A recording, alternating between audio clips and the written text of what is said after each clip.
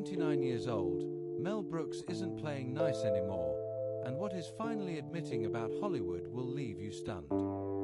After nearly a century in show business, the man behind Blazing Saddles and Young Frankenstein has nothing left to prove and nothing left to hide. The laughs, the legends, the legacy, and now the grudges.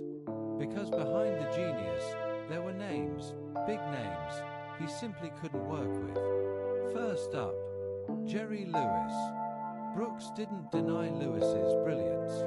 In fact, he respected it, called him a force of nature.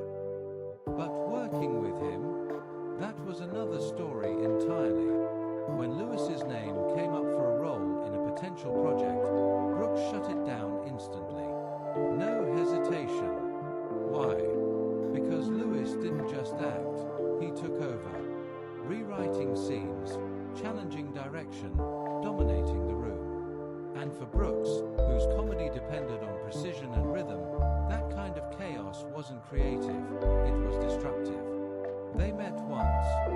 A dinner. Neutral ground. Lewis talked. And talked. And talked. Brooks listened, then left early. No fight. No drama. Just a quiet conclusion. This will never work. Then there was Gene Wilder, and this one cut deep. This wasn't just a collaborator. This was his partner in magic. Together, they reshaped comedy. Films like Blazing Saddles and Young Frankenstein didn't just succeed, they changed the game. Wilder brought heart to Brooks's chaos. A kind of emotional electricity that made the absurd feel real.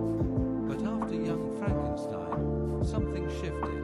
Wilder wanted to direct his own project, the adventure of Sherlock Holmes' smarter brother. He expected Brooks to support him. Brooks said no, not out of cruelty, but doubt. And that no created a crack that never fully healed. They didn't explode. They drifted. No public feud. Just silence and distance. Brooks later described it like losing a brother. Not in anger, but in absence. Next, Chevy Chase.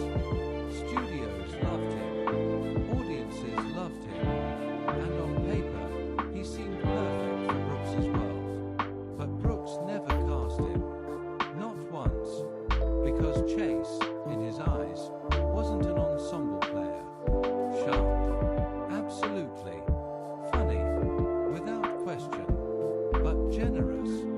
That's where it fell apart. Brooks believed comedy was a team sport. Timing, trust, giving others space to shine. Chase, he felt, always needed to be the center. At one point, studios even suggested him for Spaceballs. Brooks passed and chose Rick Moranis instead. Why? Because Moranis knew when to step forward and when to step back. Chase, Brooks believed, only knew how to step in. Then came Harvey Korman. Now this one is complicated. Korman was brilliant, no question. A veteran of the Carl Reiner show, a master of improv. But on Brooks's set, improved wasn't freedom, it was disruption. During high anxiety, the tension simmered.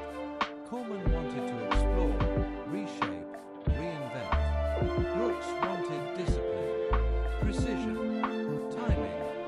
No shouting matches, no explosions, just quiet friction, scene by scene, note by note. And even though Korman delivered a flawless performance, Brooks never worked with him again. Because brilliance, to Brooks, wasn't enough if it came with resistance. And finally, Frank Langella. When Brooks began developing Dracula, dead and loving it, Langella seemed like the perfect Dracula. Elegant, commanding, classic. But that was the problem. Brooks didn't want classic. He wanted chaos. Langella played Dracula like Shakespeare. Heavy, dramatic, intense. Brooks needed someone who could keep a straight face while everything fell apart.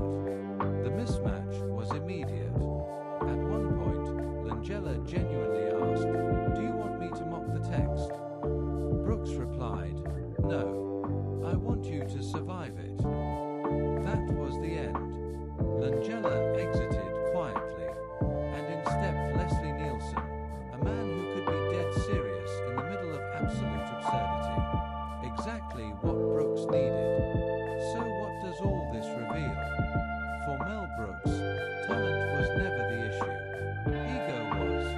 Because in his world, comedy wasn't about who was funniest, it was about who could serve the moment, who could trust the rhythm, who could let go, and those who couldn't, no matter how legendary, they simply didn't belong in his universe.